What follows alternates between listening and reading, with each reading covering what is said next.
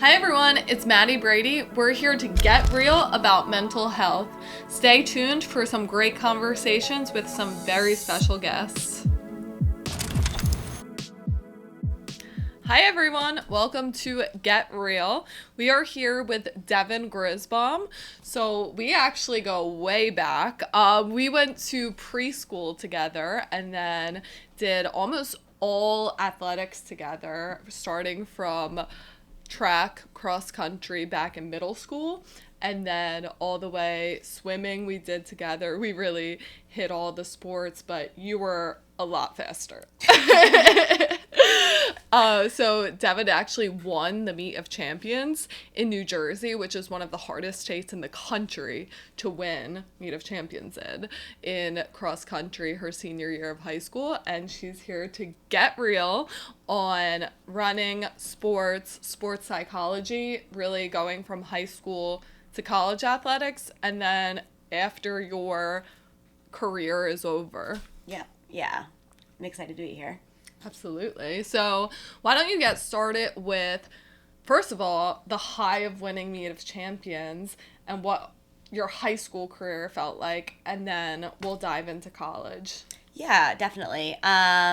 So obviously senior year, I had some big goals that I set in the beginning of the year with my coach, Mr. Moreland. And yeah, so we spent the entire season kind of working towards that goal of winning the Meet of Champions. And yeah, just kind of had a really great race. A lot of really, really talented runners that I ran against. Came from behind, was not a favorite at all to win. I think there was an article came out that didn't even have me in the top 5. So going into it, I definitely was a race where I just had nothing to lose. And I think that's the best kind of situation to be in when you're in that kind of race. Because no one really expects you to be in the front. And then, so there's no pressure. The only pressure you're putting is the pressure on yourself. It was really, really fun getting to run that race. And that's one of my favorite races to run in general. Just really great atmosphere. And then I also won indoor Meet of Champions on 32, which was a little bit more stressful. And I can definitely dive into the difference between running cross country my senior year and kind of being like the dark horse, and then coming into indoor track and outdoor track and being, the favorite and kind of feeling that pressure of everyone watching what I was doing when I was racing. So that was definitely, I think, the start of my mental health struggles with athletics. Just like that's definitely a big pressure having when people are writing about every time you go on a race, what your time is, what your place was, who did you lose to, who did you beat. And then that's like really, I think, where my passion for sports mental health came from, which was when I started seeing a sports psychologist my senior year of high school. But yeah, it's really nothing crazy. Didn't win outdoors, which was unfortunate, but it's all right. What is the pressure like that you put on yourself? Would you say that's pretty immense? Yeah, I definitely think I can tend to be a perfectionist, and I really don't want to not reach my goals or not hit the goals, and I kind of feel like if I don't, I'm kind of letting other people down.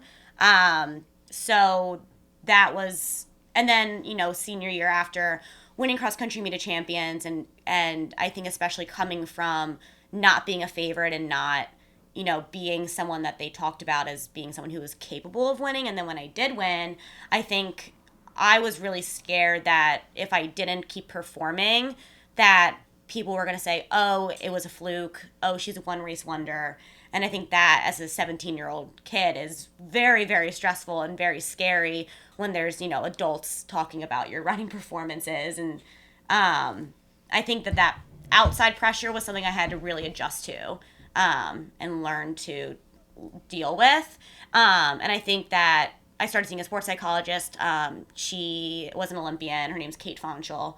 And she really talked about in sports, you have 100 pennies and you just spend all of them on yourself. You can't worry about what your competitors are doing. You can't worry about what other people are saying. You can't worry about like any other outside factors. Like the only thing that matters in the moment and leading up to that moment is yourself and focusing on, what you need to do in order to be your best self in the moment. What really stood out to me of what you just said is saying about the adults constantly talking about you. So as I said, I wasn't anywhere close to you. So, and I put insane pressure on myself. So that's something I can relate to. And I was just so many levels underneath what you were dealing with. And I still was feeling that. So I think it's something that, I mean, there has to be so many other athletes that are experiencing the same thing. I actually had such crippling race anxiety that I felt like, honestly, until after high school, way after high school, several years later, I never felt good about a race. I never felt satisfied with my performance because I would make myself so crippling anxious that I would literally lock up. And this started happening in middle school. So here I am in 6th grade at a track meet where it's supposed to be fun and games. It's supposed to be something that you're going to have fun and make teammates at that point. Middle school is not a big deal. Newsflash. But to me, it felt like I was literally at the Olympics. Like, I would have stomach problems. I would just be shaking, clam up. My muscles would lock up. So that's something that I very much relate to. And then I used to race in the summertime, different races too. And it's something that still never went away, is that crippling anxiety until years and years after, till I really started working on the pressure that I was putting on myself. But the fact that at your level, you had a lot of adults' attention and talking about you. I remember being in 6th or 7th grade, and I ran a couple 5Ks and did some triathlons when I was really young, that I guess there were some standout performances for my age. I remember an adult woman approaching me and getting really competitive about my times, and I felt like she was interrogating me on the pool deck. I was volunteering at some swim meet. And it's pretty bizarre that as a child, more or less, a lot of adults are so on your case, are so interested in you, are getting a bit competitive sometimes with you. So that's something that's pretty unique about sports, is that you're still so young, but you're being treated like an adult. Oh yeah, definitely. And I think it was really crazy going to like indoor and outdoor track, and they would have like New Jersey running would have these like weekly chats, and they would talk about hypothetical situations like, oh, if you put these girls in a race, like who do you think would win? And they'd be talking about all of these girls who were, 17, 16, 18 years old, and it wasn't kids talking about it. It was like full grown like 30 to 50-year-old people like trying to guess who would beat each other in a race. And I think that like knowing that that was going on, even if you're trying not to look at it, it still gets to your head when you do get into the situation you are racing. Like, that people are betting against you, people are betting for you, and it starts becoming less or so about you and your performance and making you happy versus not wanting to, the next week when they have their little chat, be like the joke of the chat, let you like bombed a race or you lost to this person, or it became like very, very stressful. And I was very, very lucky though that I had a really great coach who was really able to kind of ground me, and I had a really good support system with my parents and Kate, who were really able to help manage me in high school and handle those pressures, because it really was a lot, especially going to those national meets like Penn Relays, where it is like it's big competition, it's a big meet, it's really important, and just having those people who are like genuinely want you to do well for you and not because they're gaining anything from it. And I think for me that was really helpful for like my high school days, which I was very lucky to have. I know some people don't get that even in high school. Absolutely. Something too that I want to point out about your running is that the amount of work you put into it, there really wasn't anyone training to the point that you were training, and the amount of time, energy, effort you were putting into it. I think a lot of people are born with amazing capabilities, and some people do just in the end get a little bit luckier, and they absolutely still have to put immense amounts of work into it, not discrediting that whatsoever. But you were someone, if you looked at you from 6th grade to senior year, it was simply incredible. It was incredible, the amount of progress you made. And I think that's a story for the ages to show what can happen when you put work into it, and that you can't give up just because you're not the stud in middle school. You're not the stud freshman year, even, not sophomore year. If you're not the stud, you can still become it. And I think you really exemplified that there are no limitations. Yes, people have a little bit more natural ability than other people. However, that's not limiting. You defied all limitations and were able to do that. But again, it comes with a lot of stress and a lot of pressure. Yeah. So going into track season, where was your mindset at? Do you feel like that anxiety and stress you were feeling was weighing on your performance? Where do you feel like it was seeping into your life and affecting you? I think indoor track was a little less anxiety inducing, just because it's not as focused on as outdoor track. And then I think after I won the indoor meet of champions and won the 3200, I felt like the entire outdoor season, all anyone could talk about, and literally a dual meet race. They're talking about dual meet things, and it would always come up that I was trying to get the Triple Crown of New Jersey running meet of champions, which was cross country, indoor, and then outdoor meet of champions, and specifically a 3200. Every single time I got on the line, it would be, March or April, like the first meets in the season, and they're talking about me trying to get the Triple Crown. There was a preseason article that came out talking about the Triple Crown. It was just every single race. And I think for me, it kind of just built up this very unnecessary pressure of that race specifically. And I think it made it really hard for me to focus on other races, because all that anyone cared about, and I definitely did care too, and don't get me wrong, like I definitely wanted to win the Triple Crown, and I definitely was something that once I was at that point where I'd won the two before, I could kind of like smell getting that third win, and I really did want it. But I think it makes it really hard to focus in the moment when everyone's talking about something that's like 2-3 months down the line. And like the Triple Crown, like all, like the whole time. So I think that for me, that pressure was different. But it also was, I think too, like, it's such a hard thing to accomplish. Like, no one really accomplishes it. That at the same time, even though everybody was talking about it and I did really want it, I knew if I didn't get it, I would be okay. Because I was lucky and I did win 2 minute champions titles, and there were a lot of really, really talented runners in New Jersey. Probably better runners than I was, if I'm being honest, who never won minute champions. And it's really all just putting it together on that day. And yeah, so I did feel really lucky that I'd won those 2 races. But I think that Triple Crown started getting really, really stressful. But yeah, we just moved on from it and tried to focus in the moment, which is hard. But so what happened? Did you end up winning that race? I didn't. I got really, really sick after sectionals. I had a really great race. I just like soloed a 10:42, like 3200. Wasn't even hard. Felt really good. I knew I was in shape to run really fast come meet of champions. Unfortunately, I got sick, and we tried to manage it, and States was very hot. It was like 100 degrees when we ran the 32.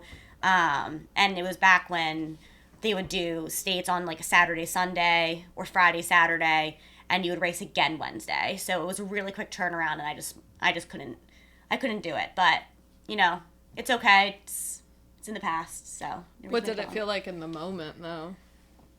It was very, very sad. I think it made me really sad because it was my last high school race. I decided not to run at nationals. That I was just going to take the time off and start focusing on moving on to running for Vanderbilt. I think so in that moment it was really hard, and I think it was much worse though when I was at my graduation dinner and Mr. Moreland came to my graduation dinner and he told me he was retiring. And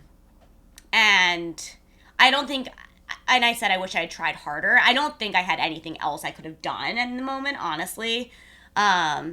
But it made me like sad that like, his coaching career and my high school career kind of just ended on like a bit of a disappointing note. But,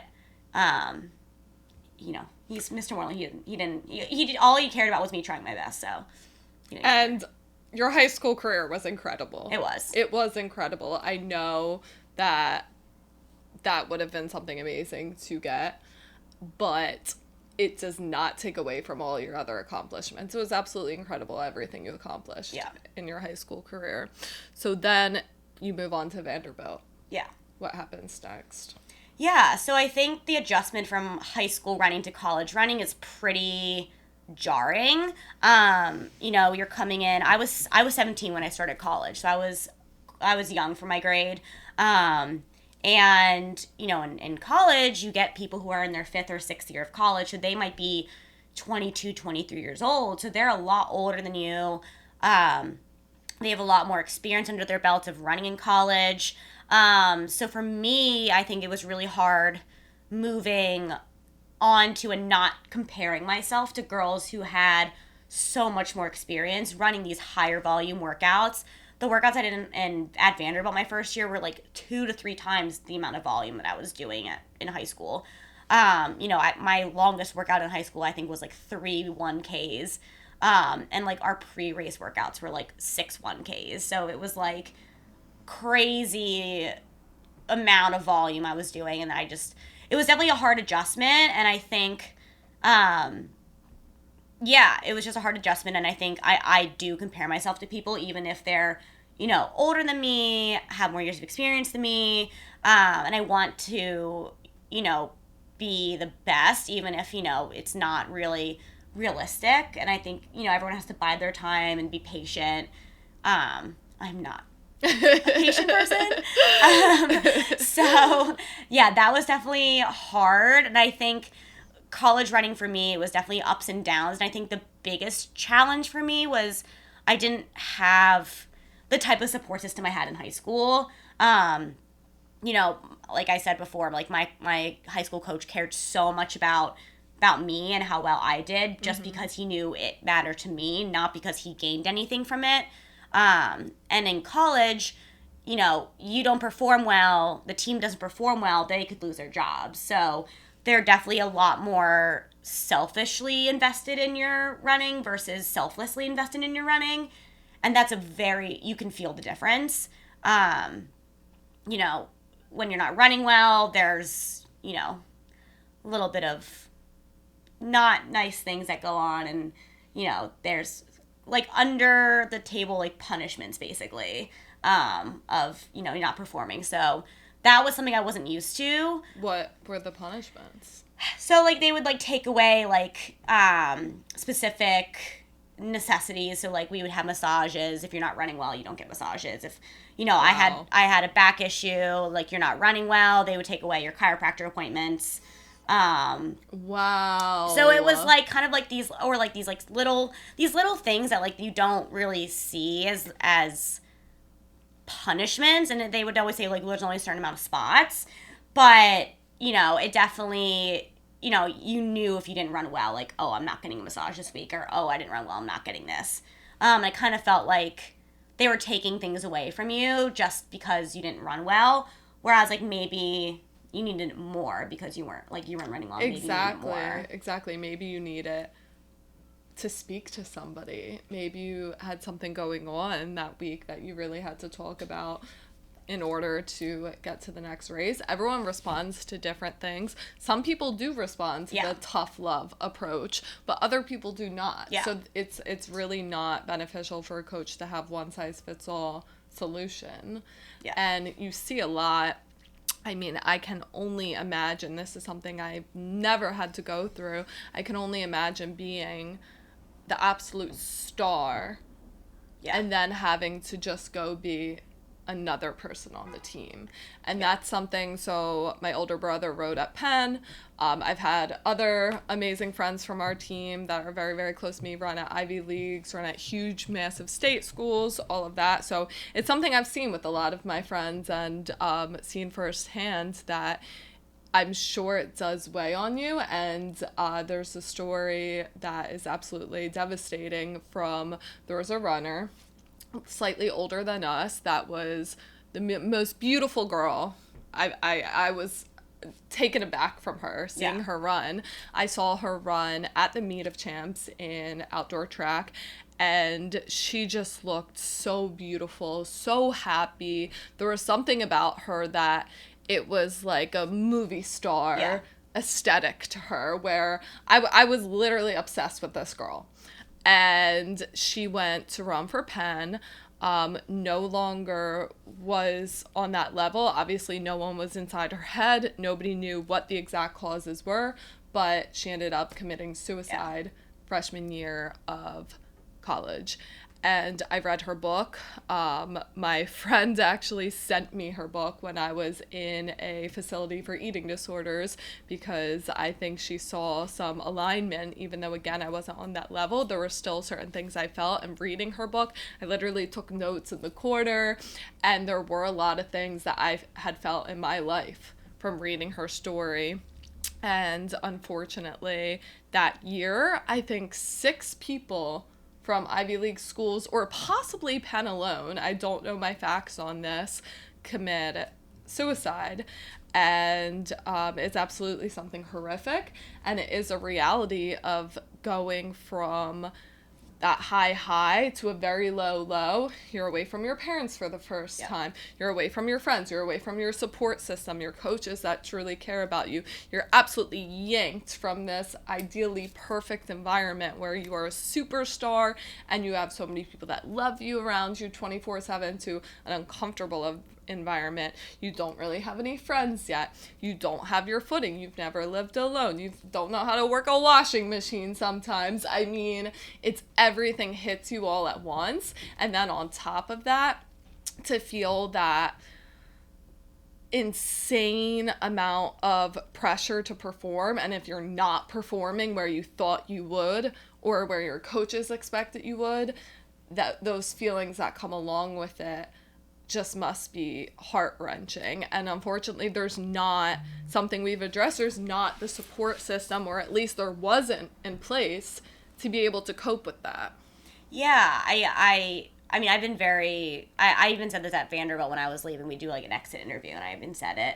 I think that the mental health, I think a lot of athletes don't seek out mental health treatment because, we're so, we don't want to look weak, like it's athletics. It's, you're competing at this very high level.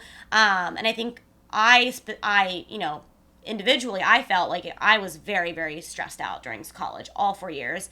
To the point where I was like barely treading water. And I think it's because, Vanderbilt's a very, very hard school. Academically, I didn't get in on academics. I got in because I was running fast. So I kind of felt a little out of place in the academic world, for a couple years. And then, athletically, there's a lot of pressures, to perform at a high level. So it was, every day, all day, it's that pressure to perform at a high level in the classroom, at a high level on the track or in the cross country course. And then try to also like keep some sort of social life, which is a lot. And I think, I can't speak for other schools because I'm honestly not sure what they had. I know Vanderbilt, when I was there, had one sports psychologist for the entire athletic department. And, that's not, it's not the psychologist's fault because she only has so many hours in the day, but that lack of access to mental health care, I think that, all freshmen should be required to go see a psychologist at least once a month because it is such a hard transition. You're in a new environment. You're away from home for the first time. It's a completely new level of competition.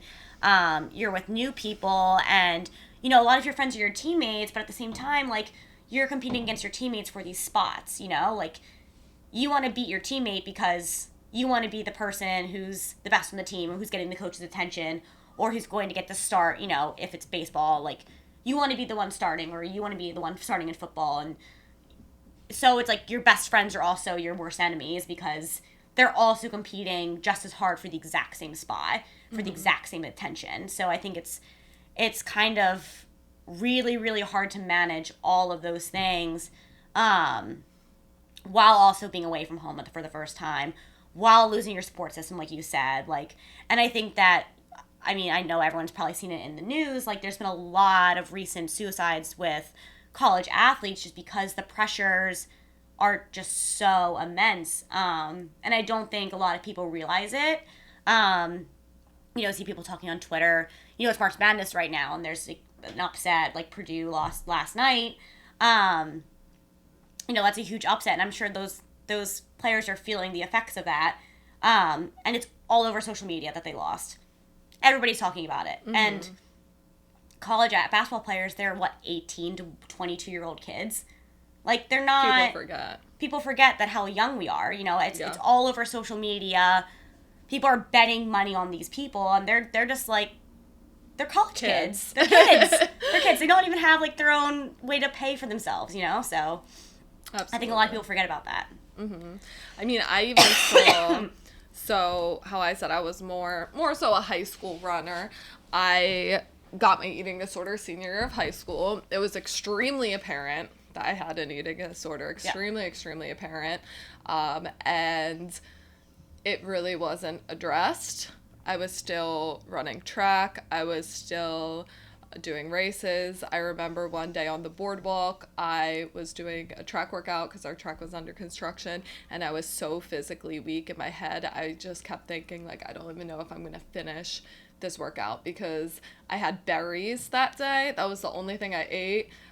God knows when I ate the day before, and it was never addressed. I know that I didn't say anything, but you would think that there would be someone that was able to identify these things, especially in a sport like cross country, like track, swimming, rowing, wrestling, all big sports for eating disorders. You would think that coaches would have the tools or know how to handle it, and they simply just didn't.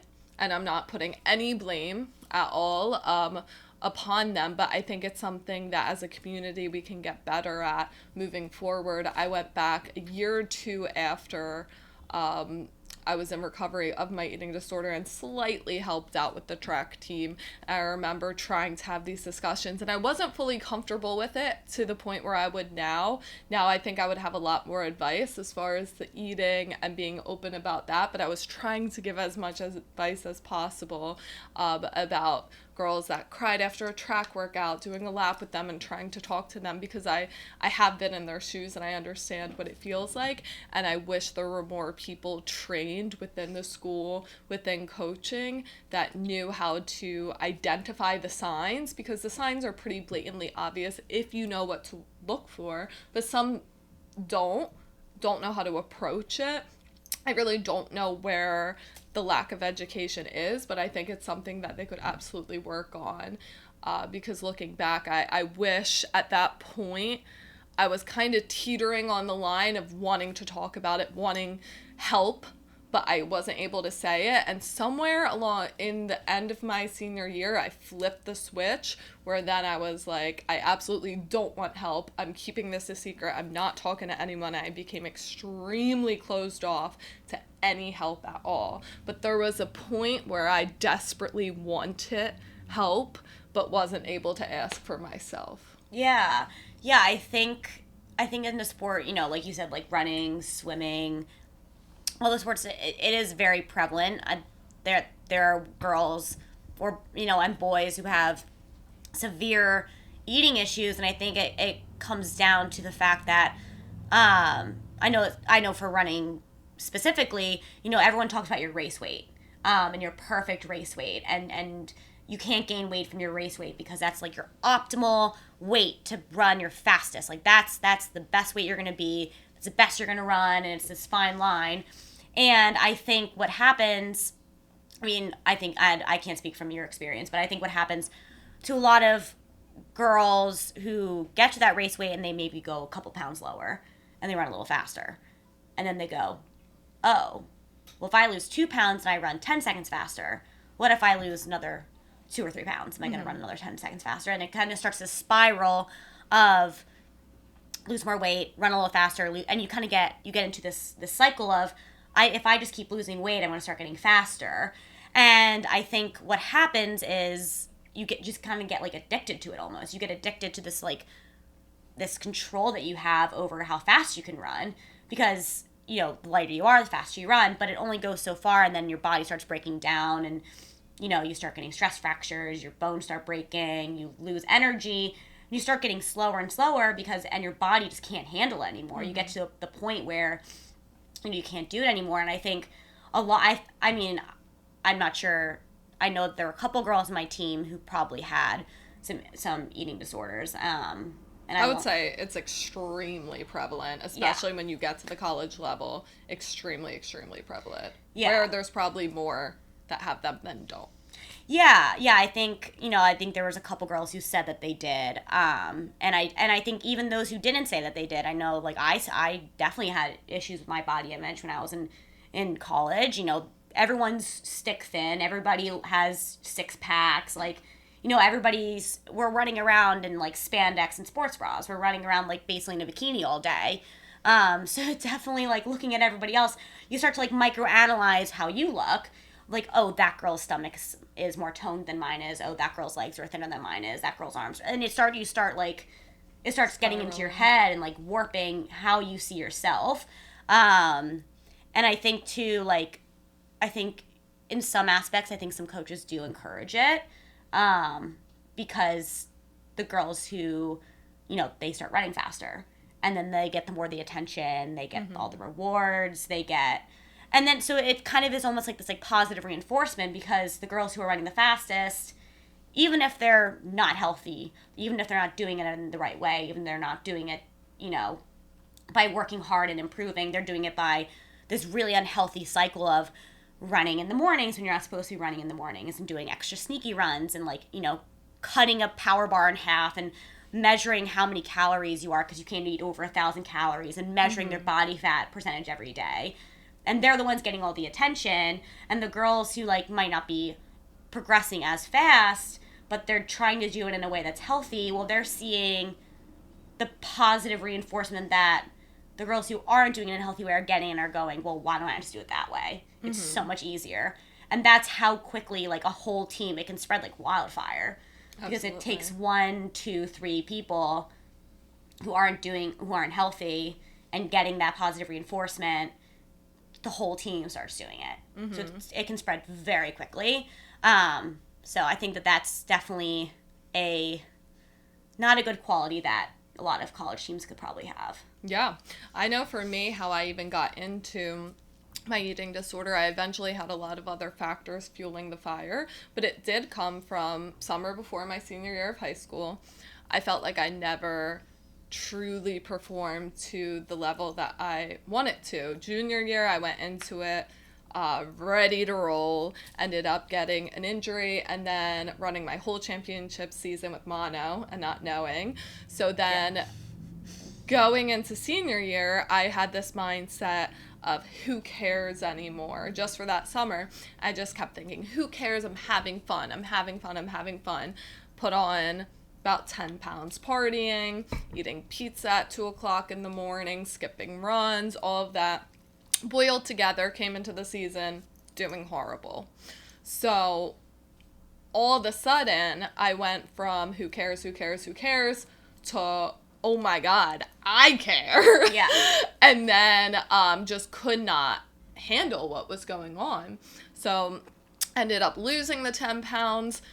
Then all of a sudden I knew how to lose weight and was like, let me try a couple more. Oh, I'm faster. Exactly what you said. And I kept losing more and more and more and more. Kept getting faster and faster and faster and faster. Bunch of outdoor external factors as well, kind of fueling my fire from different angles.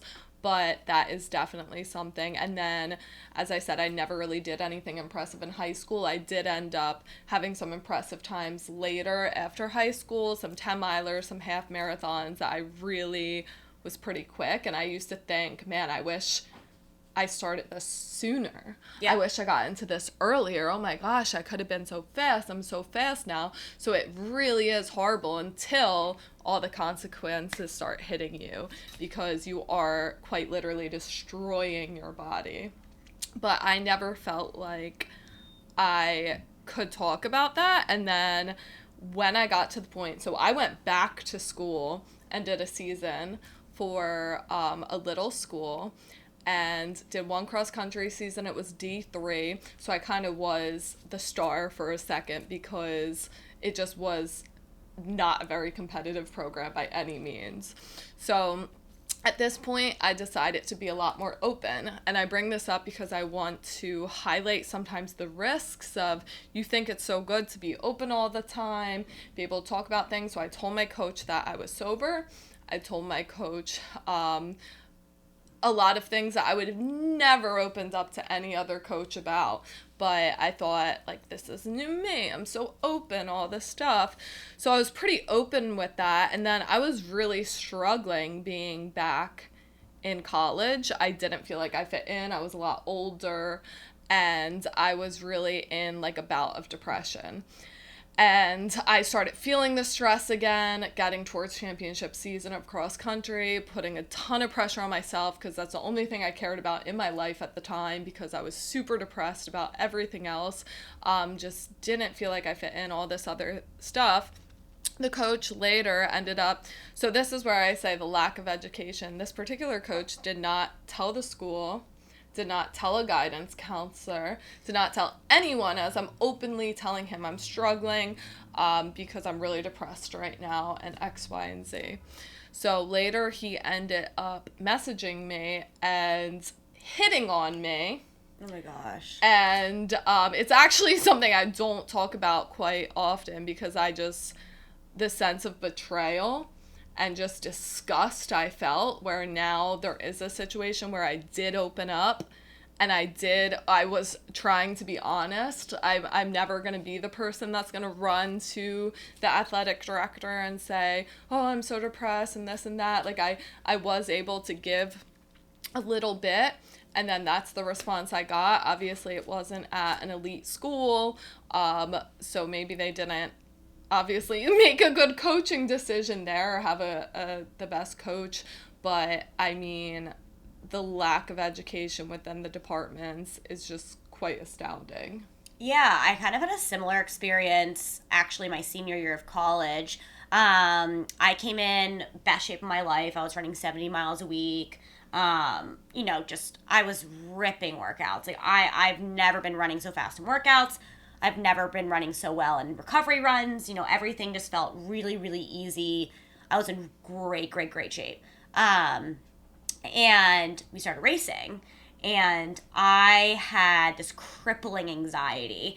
And it actually this time did not come from the coaches. It had come from me because I was like, I'm in such good shape. I have to run well. There's no option. I'm never going to be in this good a shape again. I have to run well. And it was so bad to the point where I would be like throwing up before races, or like on the line, like on the verge of sobbing because I was so scared, like fully paralyzing fear to run and not perform. And, a couple things happened. Before one race, my coach came up to me and basically said, don't fuck up. And I was already like vomiting in the pushes before. And so that did not help at all. And I did not run very well. I ran like decent. I didn't run great.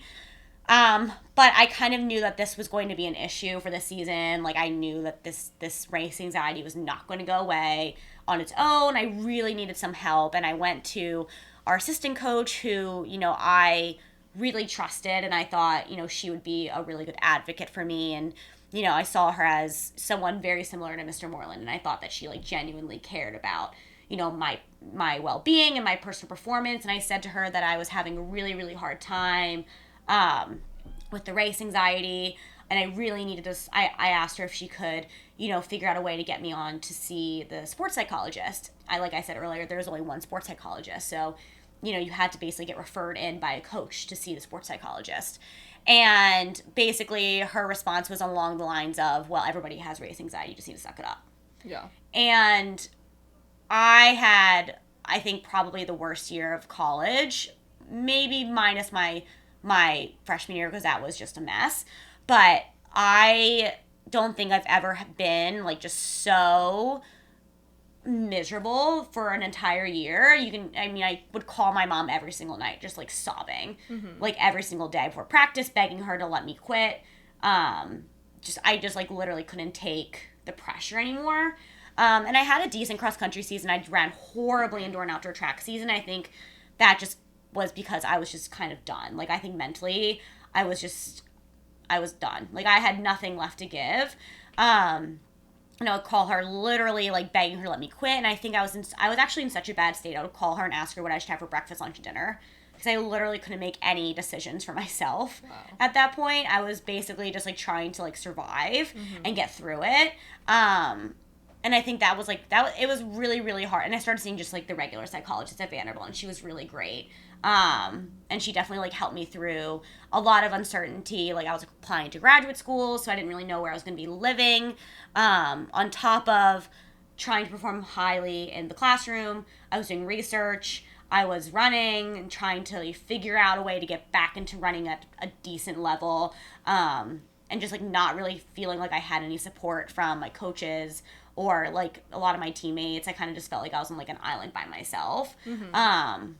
And so like that was very helpful. But I think it was really, and I said this in a review at Vanderbilt. I said, if someone's coming to you for help and saying, I'm really struggling, I need to see someone, and you're a person of authority, you're a person that this person's coming to confide in, saying just suck it up, that could have been like we've talked about before. There's like a lot of like people committing suicide. Yeah, that could have been your only cry for help. That could have been the last one, and I think insane. Yeah, it's insane. And I was, I think at that point I kind of just like lost all trust in that coach. Yeah. Because I was like, and I was a psychology major. I got my graduate degree in psychology. Yeah. That could have been my last cry for help, and basically just to be written off was pretty disappointing. It's absolutely crazy as well, because I respond best to tough love. My dad was a sergeant in a police force.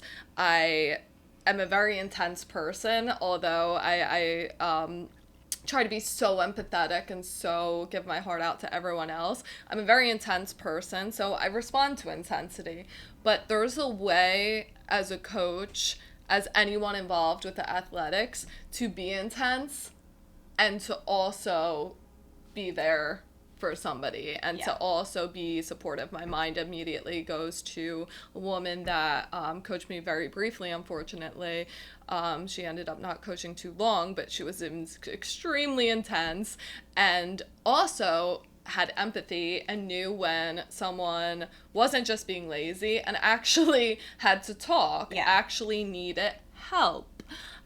So the lack of assistance they have in these programs is definitely something that needs to be addressed across the board. And I do think that they are getting better over the years and people are talking about it a lot more. I think especially after that particular year that there was an astounding amount of suicides across the board at Ivy Leagues and elite schools in the country. I do think it's something that they've talked about a lot more, and they addressed that. I think it said that it was taking about 3 months at a school if you were just a regular person to get in to see a psychologist. And now obviously that's something that they've worked on a lot to progress that forward. So it is something that there are still conversations being had around, but we didn't go to school that long ago. No, I mean, I graduated 2019, so it's 2023 now. It's been a little bit, it'll be 4 years this May, so it's really, I think there have been improvements, but I think that there's a very long way to go, and I think that, mental health access is extremely important for college students. It's a very important time in people's lives. It's a very definitive time in their lives. You're figuring out who you are, who you want to be. It's your first time being alone. I think it's very important to have that support system because you're losing absolutely your whole support system from home. Yeah. And I think this just goes to show as a lesson, if you are struggling in high school and college, make sure that you do reach out for help and make sure you tell more than one person. I would definitely reach out to several people because sometimes that one person is going to drop the ball and there are bad people in every area.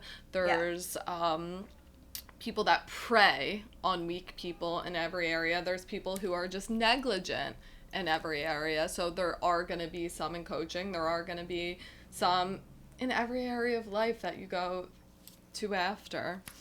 So after college, this is something that we've spoken about before. What was it like finding your identity after so much of your identity was running? Yeah, it was definitely quite the adjustment. I think for me, I for a really long time, for 8, 10 years, I very heavily identified as an athlete. I very heavily identified as a runner.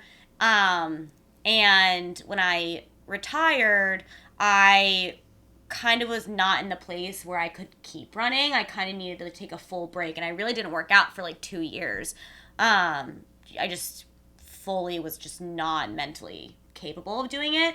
That's not the case anymore. I work out like 7 days a week now, so we're back on the grind. But I think it was really, really hard going from being I'm Devon, I run at Vanderbilt, or I'm Devon and I run for Ocean City track team, to being I'm Devon and I don't know who I am anymore, because that like whole part of my identity is just no longer applicable. And I think now looking back, it's still a part of my identity. I still ran for Vanderbilt. I still ran for Ocean City High School. I'm still from those places, and that's still going to be a part of myself forever.